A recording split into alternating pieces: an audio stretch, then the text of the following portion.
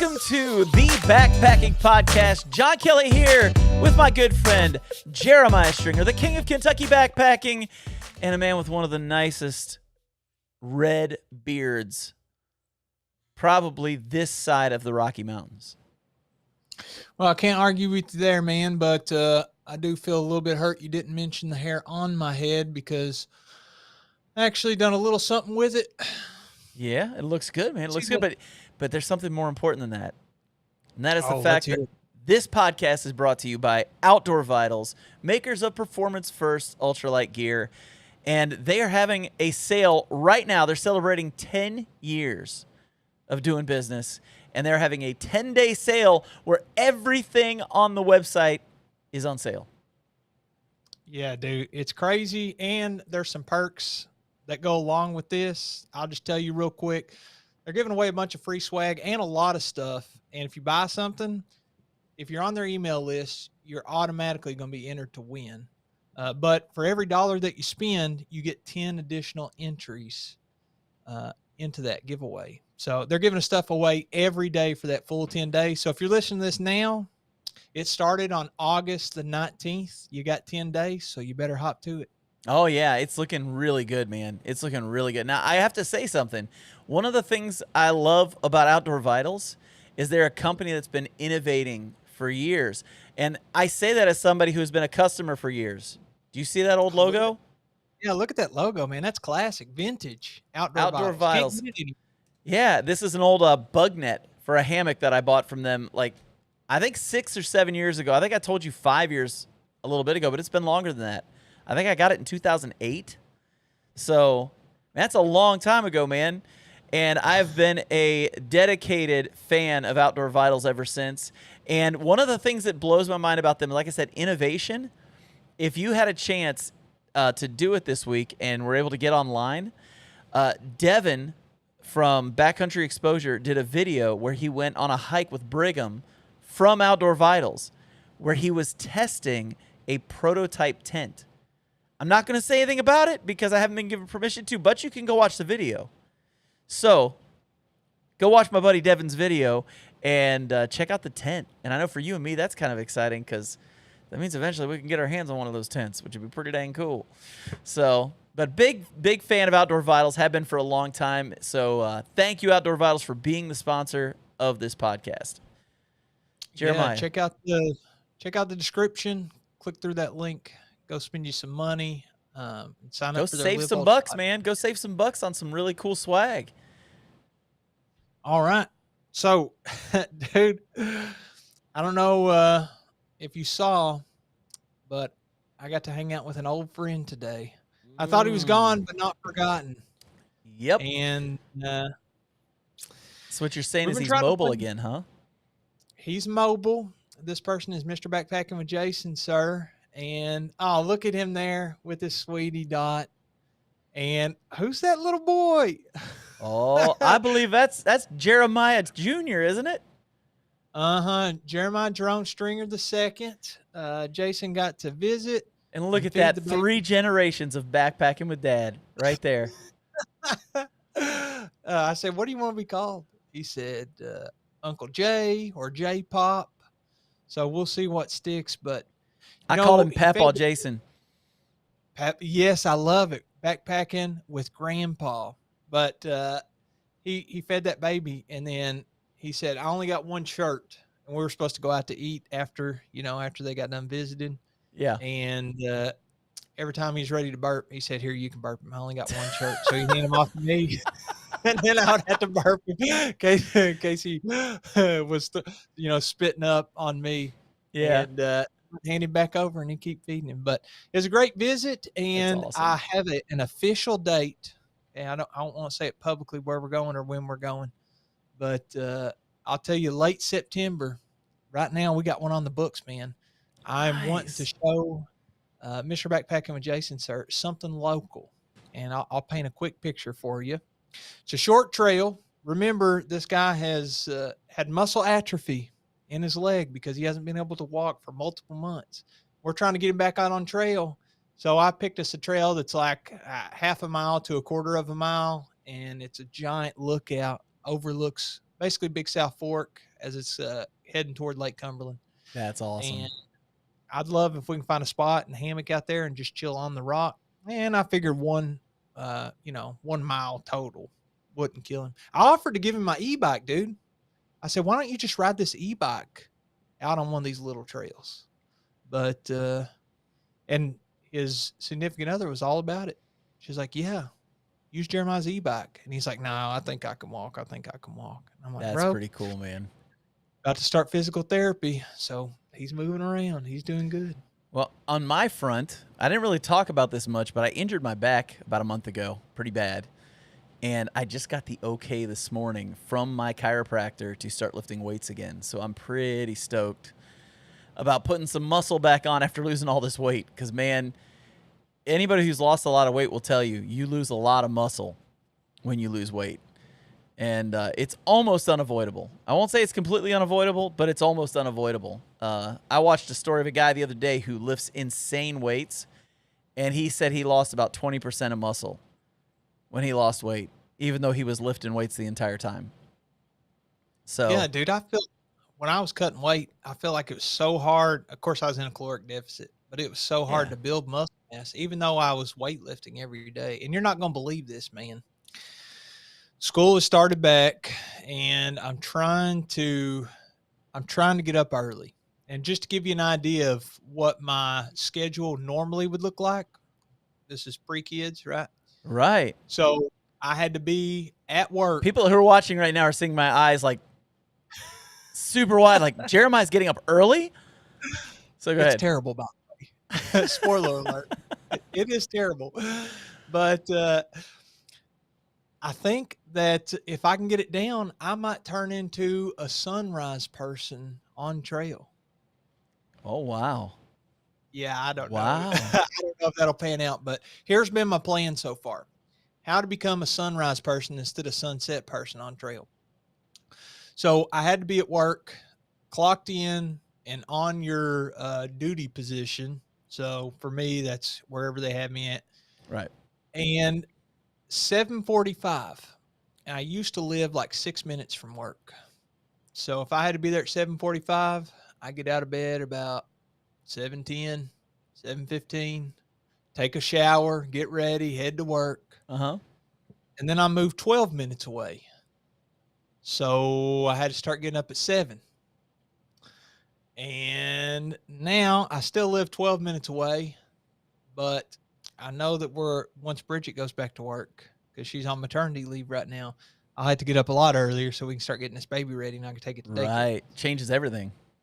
Yeah, it changed everything. So I have went from getting up, remember, 7:10, 7:15, and now for the past 3 work days in a row, I've gotten up at 5:55. 5:55, buddy.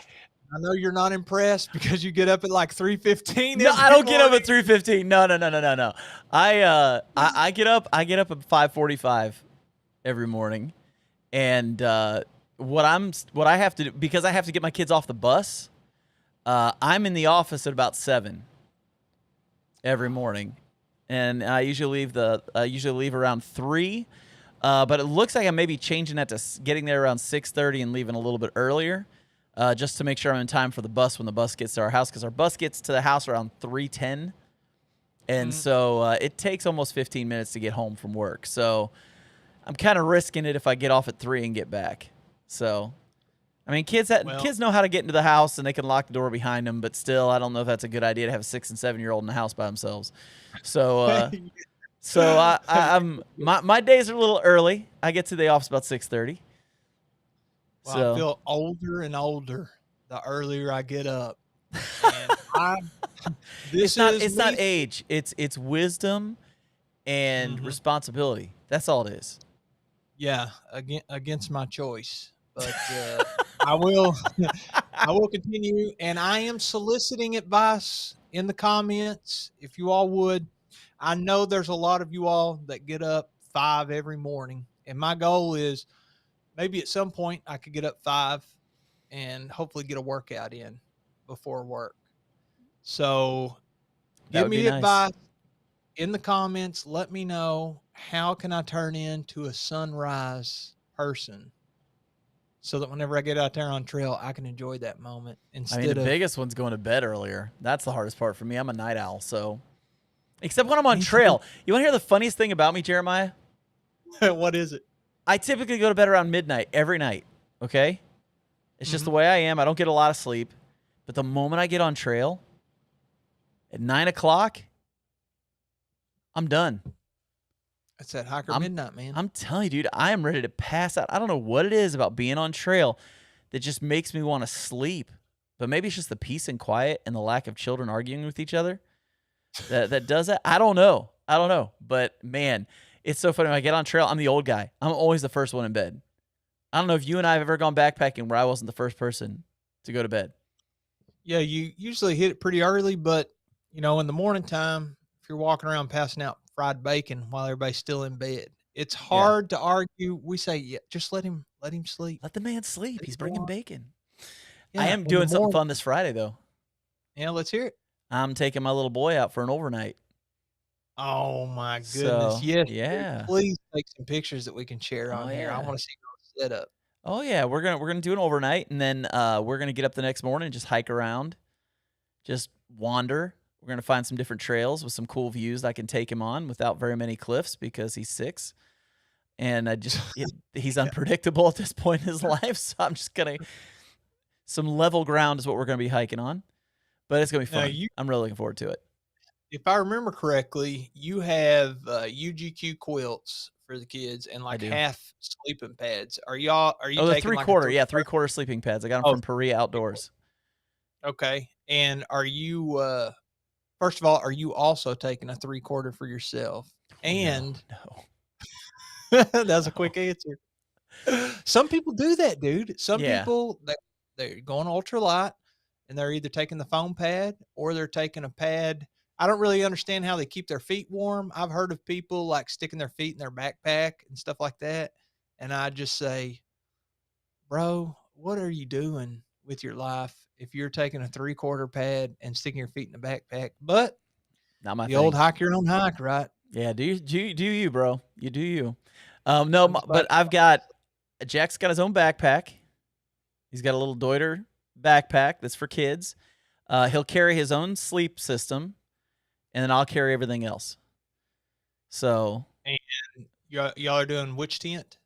We're gonna do the Durston X Mid Pro 2. Okay.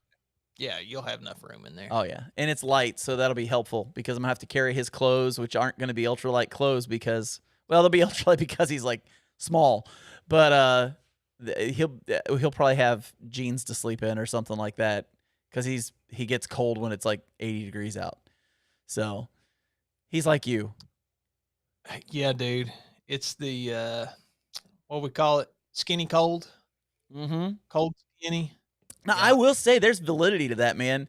Since losing weight, I get cold a lot easier.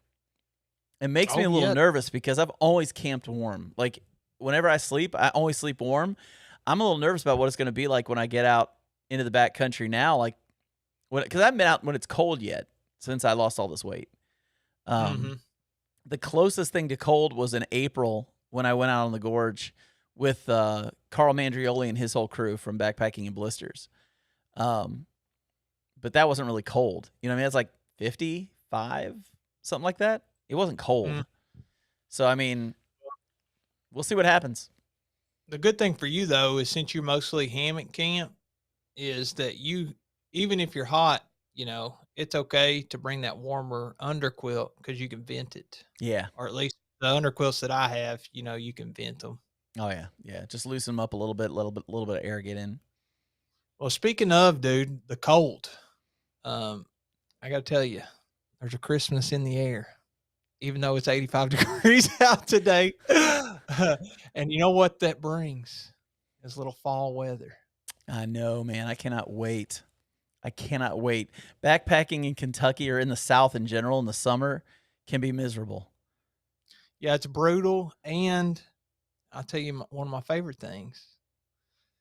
So if you're listening to this on Wednesday and you're a college football fan, Thursday, Friday, Saturday, you're 3 days away from college football, week 0. Now I don't Yes. know. I know this ain't a sports podcast, and I do have multiple backpacking topics here in just a couple minutes, but I don't know if you've looked at the teams playing. I think they're playing in like Ireland or something, or at least one of the games is. I don't really know why you'd want to have a game over there. I don't think anybody's going to show up and watch it in person, but I'm pretty sure there's 4 games for week 0. And last year, I believe it was 8 games, and they whittled it down some. Oh, look at you. Got a camera? Oh, no, John. Why are you the way you are? Oh, come on, man. Come on, man. An Ohio State logo, or at least the colors, outlined inside the state of Ohio on his desk. How can I not show it? How can I not show it? I guess you have to. And I'm just excited for it to start, although I have been looking at Kentucky's record for football, and we have the potential to only win 6 games, but we could win all the way up to 9. So, well, the problem for Kentucky right now is you're on 2 years of probation. Yeah, but it doesn't suspend us from bowls. So. It doesn't? No, it's just a little slap on the wrist. I'll tell you what happens. We had players that were going that had on-campus jobs, and there was somebody signing off for them counting their hours, but they weren't actually showing up. Yeah, and so we had to vacations. They got busted for stuff that wouldn't even be a problem now, but because it was 11 years ago, they have to enforce it. I mean, yeah, have to enforce it. Yeah, have to by just saying you be a good boy.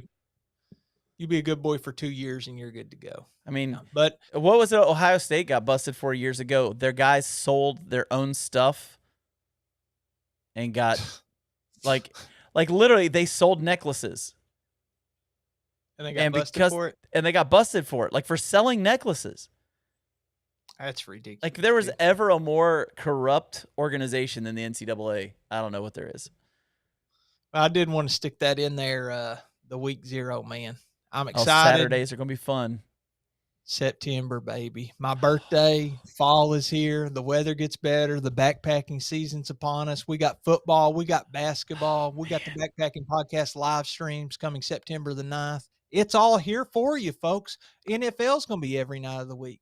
I'm telling you, man. I'm getting so excited for the fall. I have always loved the fall. But when I got to be a backpacker, fall even took on more, man. Like, the best time to go backpacking is right when those leaves change colors. Oh. You know what my favorite is? The Facebook groups. I don't know if I've mentioned this on here before, but if you go in the Facebook groups, and I think I'm just going to do it to troll this year, you gotta ask, like, so there's peak foliage in different spots at different latitudes from left to right, correct? Longitude would be up and down. Yes. East to west, yes. Yeah, so latitudes, there's different latitudes are going to have different peak foliage for the fall. You with me? Yes. So Red River Gorge, which is fairly local to us, we talked about it a lot on this podcast. There is like 100 Facebook groups dedicated to this one geological area. And what I like to do is scroll through the groups. I'm a member of a bunch of the groups, and some of the groups are really, really negative. And so any question that you ask is a wrong question. It doesn't really matter what it is. Yeah. It could be general stuff. Yeah, and I call it outdoors arrogance. Yes. It's the Facebook police, dude. Yeah. So you go on these groups, and I like to scroll through, and especially when it's peak foliage time, because there's always a bunch of people, and I'm going to do this to troll maybe. Ask,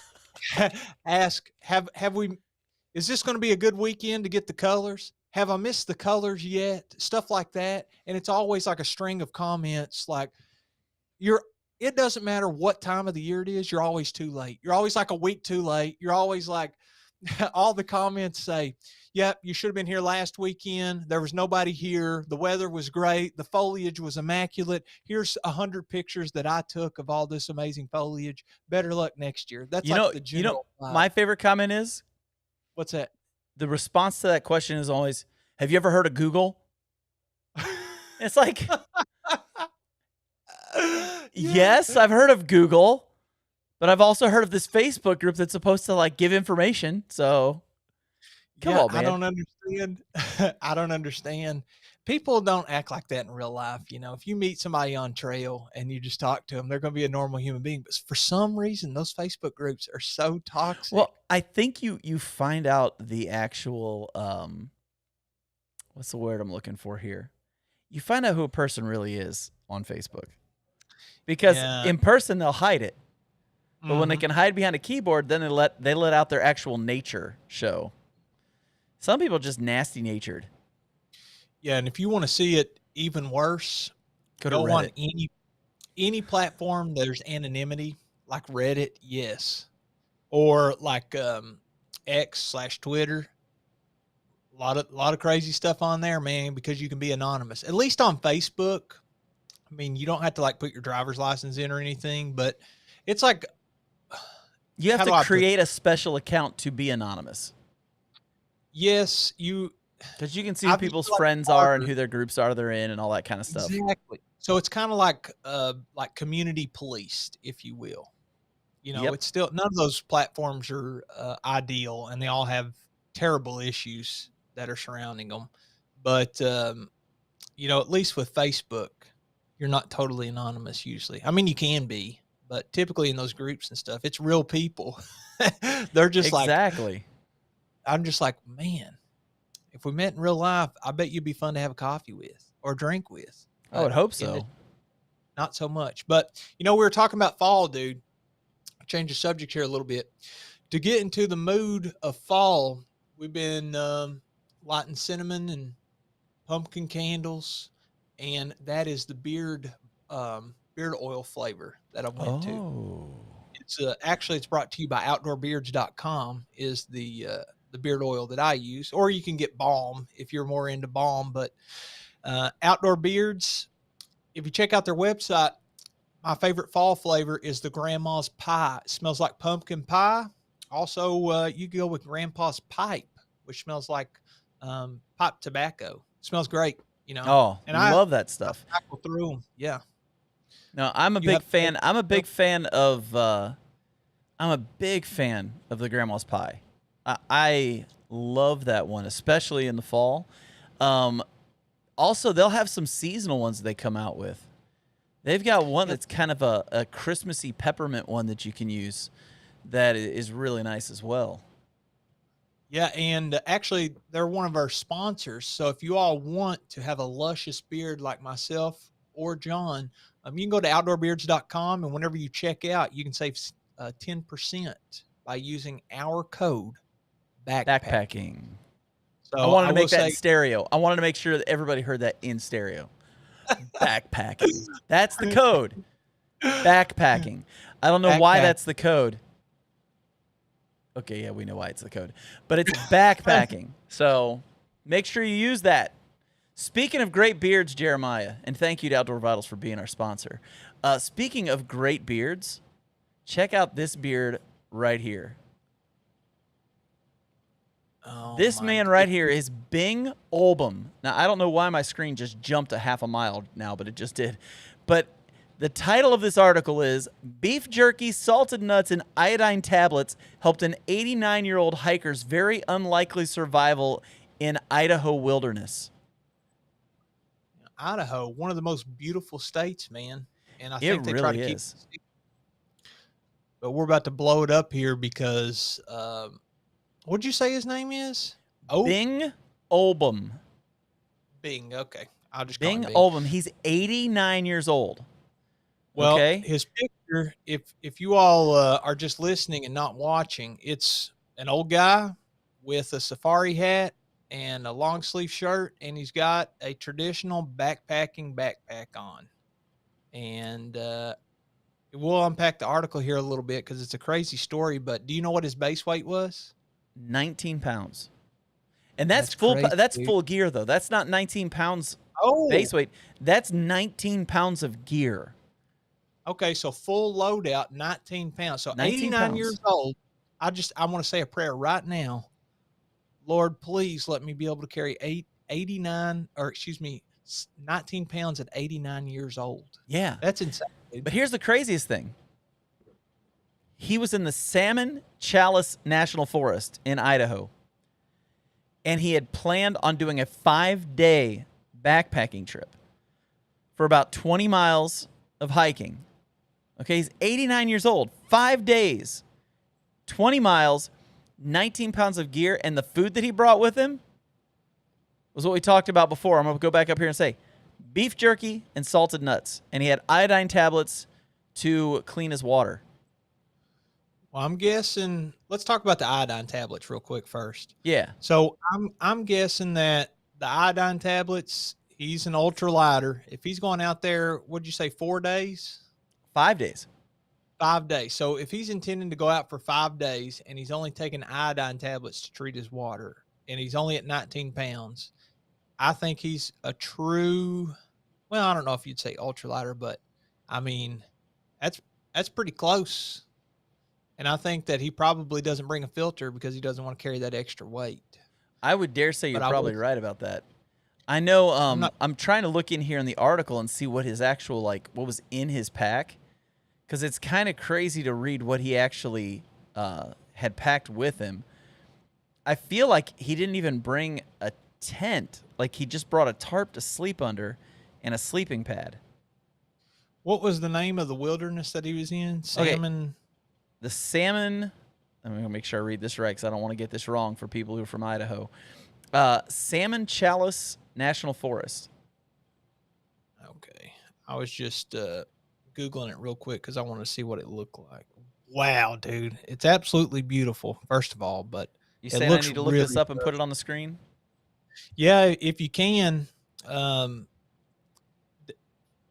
First of all, beautiful. Second of all, really rugged. This really reminds me of Colorado whenever we were out in the Holy Cross Wilderness. Like, above tree line, I mean, those mountains are pretty bare. I don't know what the elevation is, but like I said, pretty rugged. 4.2 million acres for this place. Wow. One of the largest national forests in the lower 48. And that article says it's basically as remote as Alaska when it comes to getting out there in the wilderness. So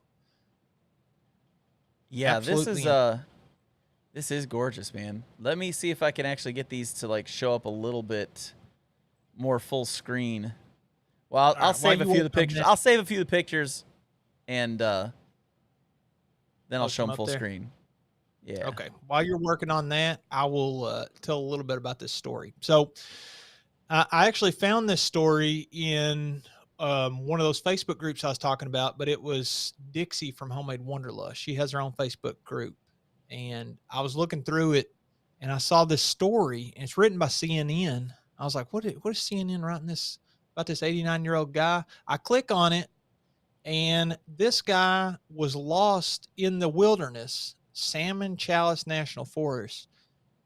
He was supposed to go out there by himself.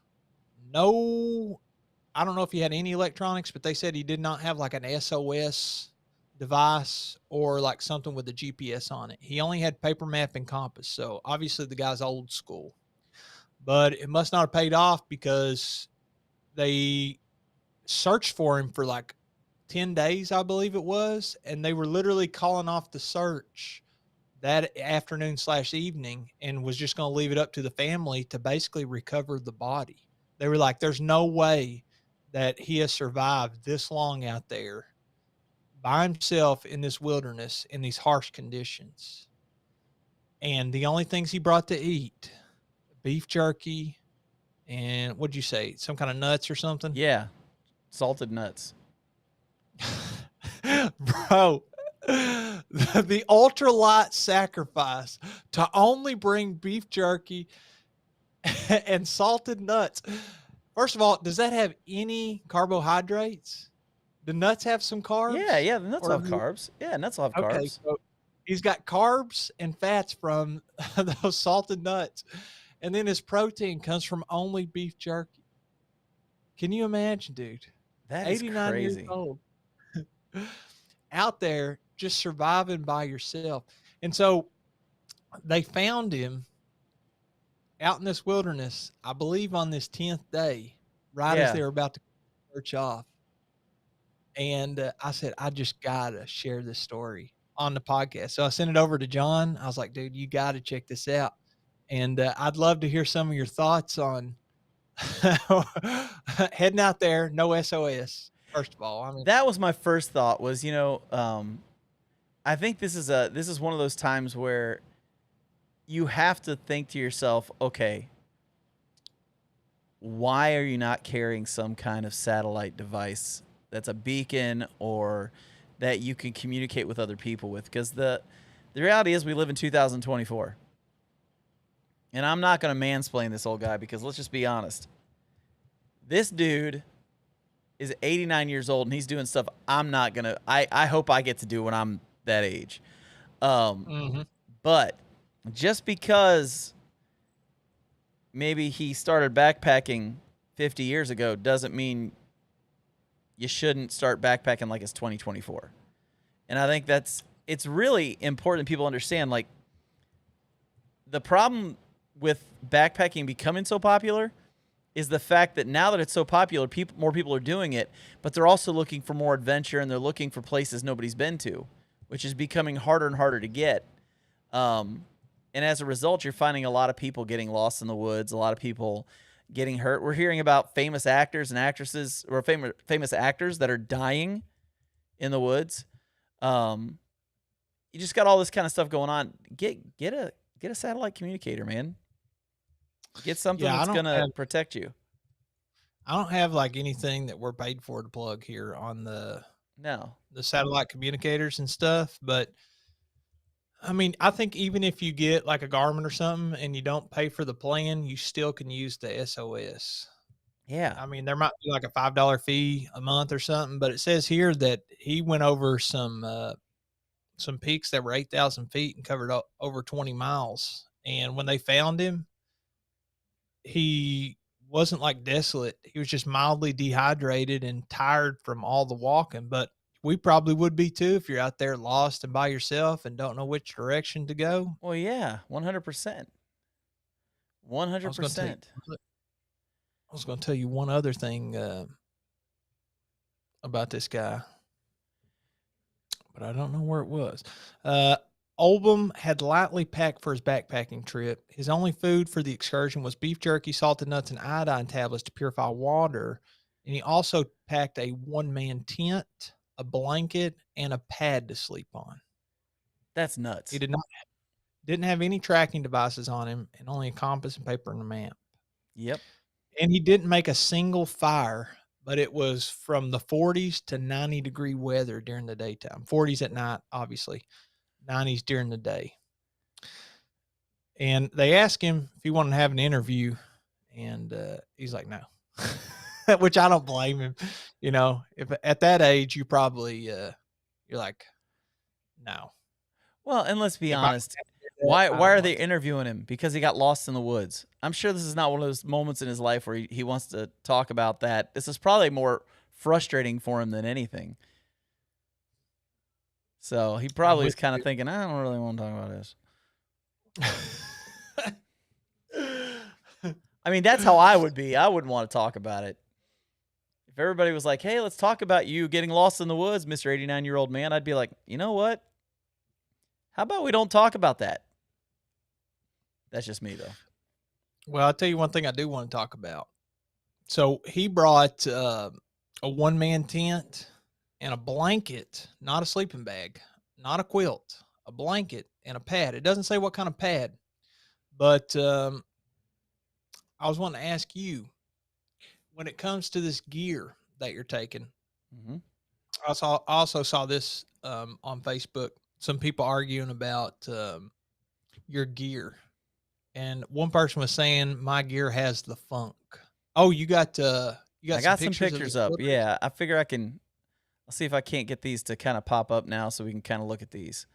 I figure I'll show them while you're talking. Yeah. So we got it's a little zoomed out, but it looks like a lot of peaks. Looks like everything is snow capped. I wonder how high the elevation does go. I mean, 8,000 feet. Yeah, let's see if I can zoom these in so people can see them. It looks like an endless supply of mountain range. It's Beautiful, isn't it? Everything's snowy, dude. Yeah, it's absolutely gorgeous, but it looks like you'd die up there. Oh, this was a really cool picture. It's a little like cabin. It says the higher you get, the higher you get. I love it, man. So I've never even heard of this place before. Me either. I wonder if you got to have a permit to go out there. I'm thinking all of our friends from Idaho have been holding out on us. If you are a listener from Idaho, how have you not told us about this place before? It says they have a ton of trails. I mean, that's not surprising. A couple of them that's listed is the Cane Lake Trail and the Langer Lake, and the next one's Summit Creek. So, I mean, you showed several lakes in there in the picture. Like there, you have a gorgeous lake. That's just beautiful. So I'm sure a bunch of them looks like Bear Creek Lake. A bunch of them, I'm sure, around lakes. But I'll have to do some more research. I would love to head back out toward the west and hit up Idaho. Well, I know right now I am currently working on the possibility of a trip out west in February or March. So I might be getting to do some desert hiking. This upcoming year? Yeah, I'm hoping. I'm working with a buddy of mine. We're trying to figure out a potential desert hike out west. So we'll see what happens. Get you some of those gaiters so the sand can't get in your shoes. Or maybe I've got those. I got those, buddy. Some dirty girl gaiters? No, I got some like Ultra Gators or something like that. Do the same thing. And I got them for free from somewhere, so. Yeah, but with the dirty girl gaiters, you can get wildly inappropriate gaiters to put on your feet. Because you know us ministers, that's something we like to do. I mean, I'm pretty sure they got some very risque ones. I'm sure they probably do. So I was going to ask you about this cleaning your gear after getting the funk. Oh, man. So I think I've mentioned this before, but on the long trail, whenever we got done, I went to Birdie's house, which is a person in my trail family. His mom wouldn't let me inside until she like brought me clothes to the garage that I could change into and made me take my clothes down to the laundry so she could wash them. She would not let me in her little house. So how old were you? Like 26? Or were you like 25, 26? I was about the same age as her son. I'd say that was 2018. So yeah, around 26. You were just a young guy back then, man. Oh, I still am. Man. You were just a young buck. Oh, now you're an old man. You get up at 5:55 in the morning and you're a dad. Well, we're getting older by the day. One day closer to death. Doesn't that make you happy? Man, I've been one day closer to death. Like times how many compared to you? I know. It's a lot of days for me, man. It's a lot of days. No, you're talking about the funk? My wife won't even let me in the house, man. She won't even let me in the house. Like, she'll let me in the house, but she will not hug me when I walk in the door. If I get back from a trip, the first move is she points to the shower. I am to get a shower immediately and get out of those clothes and throw them immediately in the washing machine because she does not want to smell me. It's the funk, dude. Caveman told me he was like Birdie's best friend that he did the long trail with. Caveman told me from the previous year, he had through hiked the Appalachian Trail. And we're at one point, you're walking down trail. You got all the time in the world and you've talked about everything. For some reason, we were talking about our clothes.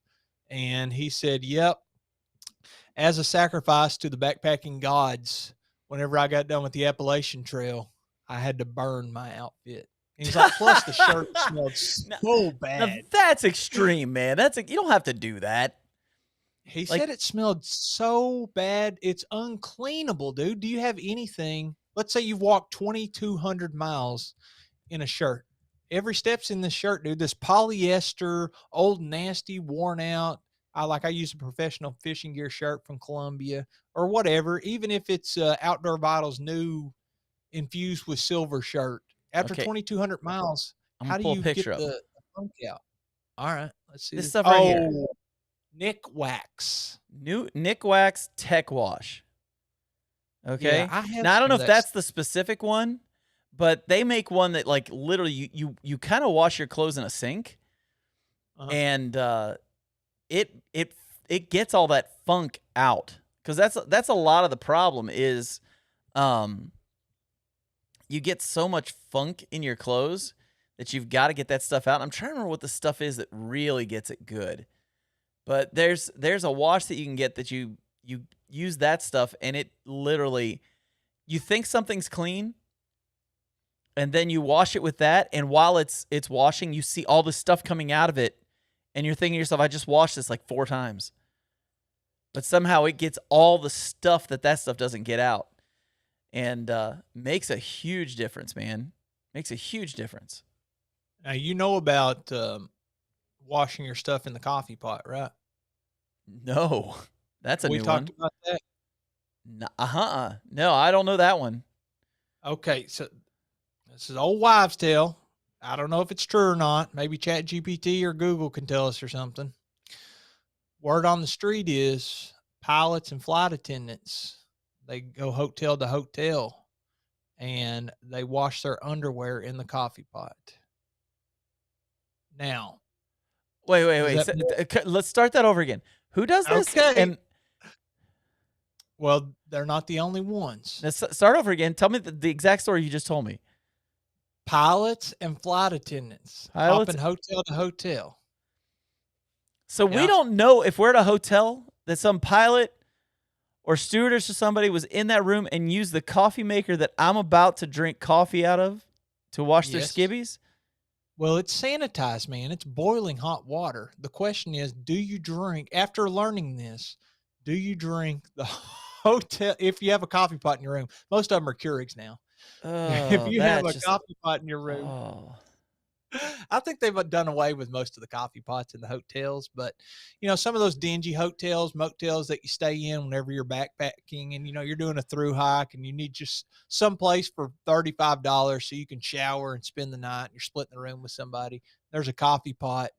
You can get boiling hot water from that coffee pot and soak your funky shirt, your funky underwear, and you can wash it up in the coffee pot. Man, dude, that's making me sad right now. Did I just ruin hotel coffee for you for the rest of your life? I'm like, hotel coffee is never good to begin with. Let's just get that one straight. Okay? But man, dude, that's gross. Me and Backpacking with Jason have traveled quite a bit to do backpacking, and usually we'll leave and we'll arrive near the trailhead and stay at a hotel or a motel the night before. And he taught me a little travel hack, dude. He said, you drink K-cups at the house. Just bring a few with you, and then you can have whatever coffee you have at the house before we hit the trail. So that's my advice to all you people out heading for a backpacking trip and you're staying at a hotel. A lot of them have Keurigs in the room now. And if you use K-cups at home, take them with you. Then you can have glazed donut shop coffee or whatever you drink. I think that's what Bridget has down here. Yeah. And you don't have to drink the swampy toilet water underwear soup from the coffee pot. Whatever you say, dude. Oh man, I'm just so disappointed right now. So you say use that Tech Wash by Nick Wax, and I found the right one. It's actually called Base Wash. Let me pull it up. I'm gonna get a good image of this so I can throw it up on the screen so you can see it. Because this is the same brand. It's the same brand. Yeah, it's the same brand. But I want to pull it up on the screen so you can see it. Here we go. This is it's on Amazon, but it's Nick Wax Base Wash. And it's a deodorizing cleaner for sports clothing and activewear. It's specifically to get the stink out of clothes like that. And people who play, did you ever play soccer or hockey? I played football, and we had to wear girdles around our midsection. Okay, so talking about stinky. Yeah, same thing. Yeah, those things seem like you can never get the smell out. Well, that's what this stuff is for, is to get that smell out. Do you have to use it before it's here's my problem. It mildews or something. I don't know. It's just that whatever that gunk is, that funkiness that gets in there, and it's permanently staining it in smell, not in color. Okay. And I just feel once that gets in there, I can't get it out. Okay. Do you read are you seeing this thing right here? It says This product is a godsend. I run several days a week, and my base layer, pants, and tops always have a funk in certain areas that just wouldn't go away. I would pre-treat and scrub the problem areas before normal washes, but the stench was still there. I ran across this product on a YouTube channel for trail running and figured I'd give it a try. I read the good and bad reviews and decided to take a chance, and it worked. So, I mean, that's somebody who does trail running, which is, I mean, hiking but faster. What's their name? This person is Maya. Maya. I don't know. I don't trust anybody named Maya. Not a single one. Here's one. Amazing. I seriously love this surgery. My husband and I both work out a good bit, and he hikes and camps. I've not been able to find anything that truly cleans out our dry fit gear rather than just covering up odors with loads of perfume. So, I mean, this is the stuff that everybody seems to think works. So I got to tell you, whoever left that last review about covering up with perfume, there's no covering up that funk. Now you just and funk. Yeah, it actually makes it worse because now you've got the funk mixed with like wash smell. Yeah, it's like that person at work that poops in the work bathroom and then uses like I don't know. I think the cinnamon spray does probably the best job of masking it. Yeah, but they just spray like the Hawaiian scented Febreze or whatever, and then you go in there and you're like, bro, now it smells like poop and Hawaii in here, and it smells like Axe body spray is what it smells like. Oh, don't get me started. It smells like fecal matter and Axe body spray. Yeah, I would rather just smell the poop. Hot take. I would rather just smell the poop. Put that on a t-shirt. I'd rather. Who knows? Maybe that could be one of our first t-shirts we sell. I hope not. I'd rather just smell the poop. I hope we got something better. Okay, so you say to get that funk out, that's what you use. And I've used their down wash, Nick Wax. They have a bunch of products. They make good stuff. There's one other thing I think I was wanting to talk to you about today, and I guess we can wrap the show with this. So we mentioned, I don't know if we said it right, but Havasu Falls on the last episode. Yeah. And we got an email because to go there, there's like a wait list. So we kind of learned this on air producing while we're doing the show, Googling and people commenting and stuff. And during that live stream, we learned that there's a huge wait list. It's hard to backpack there, but it's absolutely gorgeous. It's like Arizona, Grand Canyon. It can be anywhere from $300 or $450 to get a permit. Yeah, and that's for like a 3 or 4 day permit. Yeah. So my question to you is, should we cap how much it costs for different permits to access different areas? Or it may be too close to communism. I'm not sure. I'm all about freedom here. Yeah. But should we cap those permit prices? And how much is too much? Is $100 a day too much for a permit, even if it's a highly populated area? Well, I'll start off by saying I think Havasu Falls is actually a Native American owned property. So it's technically not quote unquote American soil. So I don't think the government has any way of controlling what they charge for that. I think that's theirs to control. I don't think we have any say in that one way or the other. So as far as that goes, I don't think we have a say in that. And if I'm wrong, somebody leave a comment and everything, but I'm pretty sure that's Native American land. So because of that, we would have no say in what they charge for that. Now, when it comes to property that's owned by the government, let's say Daniel Boone National Forest or something, the government should cap that because we're paying taxes on it. Not that I'm paying enough taxes on that property that I'm paying for anything specific from the property, but we are paying taxes towards that. So of course the government should be able to cap that. But at the same time, I will say this: underfunding is a big problem with national forests. It's a big problem with national parks, and they're undermanned, underfunded, and the organizations that are working in like say the Daniel Boone, they're working on a shoestring budget, but people want like a caviar experience. I like that. And so it's like you can't have both. So if you want them to be better taken care of, you want them to have more amenities and things like that, then they're probably going to have to charge more. I don't like it, but that's probably reality. So a lot of places do one of two things, and I'm curious which you prefer. A lot of places either charge you a per day fee for a pass, or you can buy like a seasonal pass. Like I have one for the Gorge, and I think it's 50 or $60 a year. Right. So that's option one, paying for passes. You know what the other option is? Paying for campsites. Yeah, paying for campsites, or not just like campsites, but like parking in general, because that's the whole deal with campsites and getting to the trailhead and taking up space with your vehicle. And that's where like the America the Beautiful pass is really nice. I've got one. I get one every year.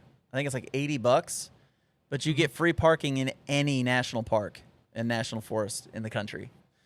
So when you go to the Gorge, do you have to get a pass for them as well? Is that like they hit you twice type deal, or? Yeah, that's more for like if you're going to a bigger park, like that has actual like fees for parking and fees for entrance, like Yellowstone and places like that. Some parks will, they're not supposed to, but some will actually acknowledge that as your backcountry parking permit. Some won't. I believe that Daniel Boone has pretty much let that be a thing, but I think that's changed now. You definitely have to get the 3-day permits for them, or they will fine you. So, but I've hiked several times in the Red River Gorge and never bought the 3-day permits or a year permit when I had the America the Beautiful in my windshield. Well, I've been to a bunch of places in Daniel Boone National Forest, and it's like some places, like the Gorge, for example, you're paying for a parking pass. So I don't know, it's $5 a night or $3 a night or something, or $5 for 3 nights. They went up a little bit, just like everything else. But some other places I can park, and there's nobody policing the area because there's no fee to park. And then other areas I've went to, like in Big South Fork, I don't know if that's technically Daniel Boone National Forest. I think it's kind of separate. No, it's its own thing. Yeah. Okay. And when I go there, I had to go online. I guess it's the National Park Service, nps.gov, and you go on their website and click Big South Fork and tell them where you're starting, where you're ending. You need your license plate number and how many nights you're going to be out there. But it's like they'll give you, I think, up to 6 or 8 people in multiple vehicles for $5, for like a week or something. It's like insanely cheap. Yeah. So I don't know. Well, they're two different. Like the Daniel Boone's a national forest, so it's part of the National Forest Service. The other one's part of the National Park Service. So it's two different. It's two different entities. But we say that these are underfunded, and I don't know if we need more rangers or just more people that can help. With trail maintenance and that kind of stuff, and making sure it's accessible. But what's the right answer on increasing the funding? Do you just say the government needs to award them more, or they need to charge more for passes? I think it's like anything else in the world. The squeaky wheel gets the grease, like the one that's making the most noise. So Yellowstone, Smoky Mountains, the bigger national parks, national forests, they're probably going to get more attention because more people are there. So they're probably going to get the most funding. They're probably going to need the most funding. Big South Fork, unfortunately, doesn't get traveled near as much as it should because it's a beautiful area. But it just doesn't have the traffic. It doesn't have the foot traffic or the car traffic that you see on like Smoky Mountains. I mean, just south of us. Smoky Mountains, I think, is the most visited national park in the country. And millions of people go there every year. Yeah, it's like a double-edged sword, though. It's like I love that I go to Big South Fork and then you don't see anybody. But at the same time, there's certain sections where you're like, oh, this needs some more love. But it's also going to get trampled down and stuff because more people are going. So it's like you can't have both. Like you were saying earlier with this, the string budget, but then the caviar experience. It's like, which do you want? Do you want to be out there and be alone? or do you want it to be nicer? Yeah, yeah. So you Well, and can't. like that's like what is it, the wilderness area there in the Rutherford Gorge? Clifty. Yeah, Clifty Wilderness. That's pure rustic. I mean, there's no getting around it. That is not caviar experience and never will be, because it's meant to be that way. And for some people, that's what they want. Um, and so you're not gonna have to worry about a lot of things out there. But if you're gonna do some nicer areas, you're probably gonna have to pay a premium to get to the nicer areas. I mean, you want to get a 1-star hotel? It's gonna cost you $25 a night. Yeah, that's that backpacker life right Yeah, there. That's the you could get bed bugs and there might be roaches in the room or mice, but it's only $25. You know, or you spend $500-600 a night and get you a nice 4-star hotel, and you got all the amenities. You got your own hot tub. You got maybe a balcony overlooking the ocean. It's great, but you're gonna pay for what you get. So I think that's what a lot of people have to realize. Either you can have like the really nice inexpensive experience, or you can have the really nice experience, but you're not going to get both. I was just thinking, I was giggling to myself. We done the Foothills Trail, and that was my first time in an econo lodge. And I like, you know, Kristen and I kept backpacking, and we had our spouses to figure out, like, find us a hotel, get us some food, so that whenever we're done, we'll be done late. Let's just go crash, get a pizza or something. And they got an econo lodge. Of course, at the time, we're backpacking. We spent all of our money on backpacking stuff. Right. And, the podcast and YouTube's not really making any money that's going to cover my trips. At least now it can help. I don't think the podcast was around yet at that point. No, I don't think it existed yet. Yeah. And, we're just two broke teachers that took a spring break and wanted to go walk in the woods. So there's not really a whole lot of money floating around at that time. Right. And they got us an econo lodge, and I think we split the room. So all 4 of us stayed in that same room, and it was probably $45-50. And I remember like laying down on the bed, and I was like, what in the world? And I like tried to switch over, scoot around, toss, Was it the turn. springs? It felt like I was laying on a piece of cardboard, dude, crawling up under a truck to change the oil. It was not good. That's when I said, econo lodge, no more. I got to at least find a Holiday Inn or something. Yeah. Because yeah. This is rough. I mean, it felt better sleeping on my thermarest pad in the woods than it did in this econo lodge. So I said, this is economy for a region, or for a reason. It's not for me, but yeah. And I don't have a problem with the parks charging and all that. I think it can go too far, but I can also see where maybe in some place it hasn't gone far enough, and they're not able to take care of the place like they should. Land Between the Lakes would probably be one of those places. Yeah, they've been hit hard too because of the fishing. Like the Asian carp has really taken over the area, and that used to be booming fishing, but those are so invasive that I think it's hurt the fishing economy, which in turn hurt the ecotourism, because it was a ton of fishermen. They come, set up their camper at LBL. Then they got both lakes, and now both lakes are. Well, and they can't take care of the area as well as they can. They had a tick infestation they couldn't do anything about, and they actually told me not to hike there.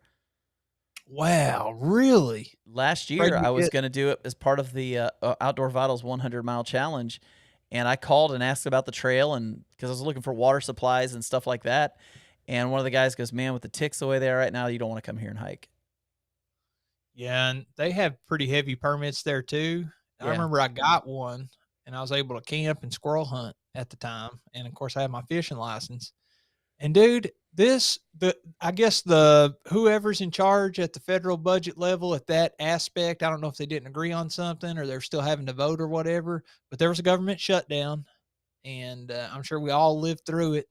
I don't remember how long it lasted, but I do remember that I paid for a campsite and I paid for these permits, and there was a park person that came and locked the bathrooms, and then they were off work. I mean, their government wasn't paying them anymore.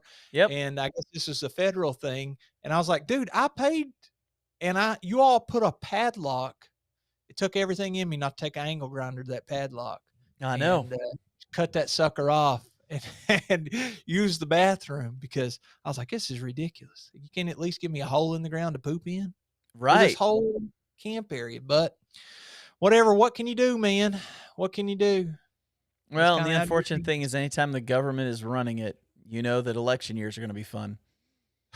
It's going to be, if the government's running it and it's like a national park or something. There's going to be a lot of posturing and people fighting each other and government shutdowns. And, oh, gosh, man, it just gets ridiculous after a while. Slow and inefficient. Yes, it is. Yes, it is. They should just let us run with it.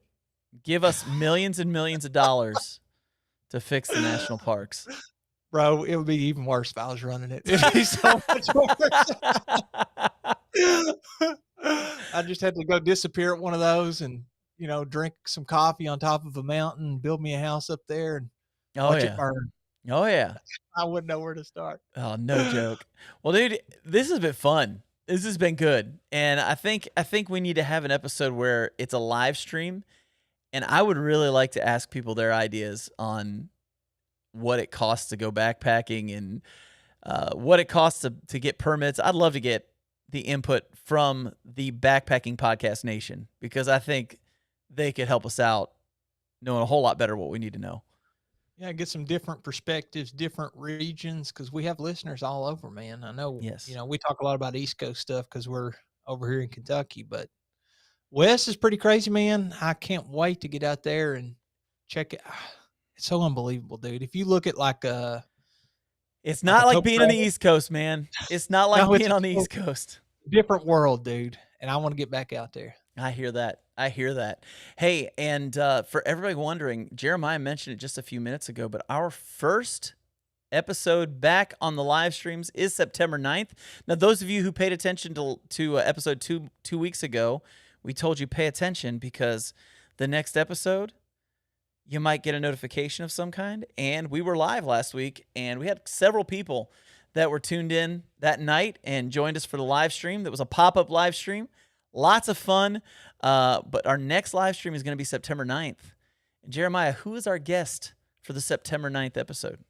It's Sally Chaffin Brooks, the author of her memoir, Going to Maine.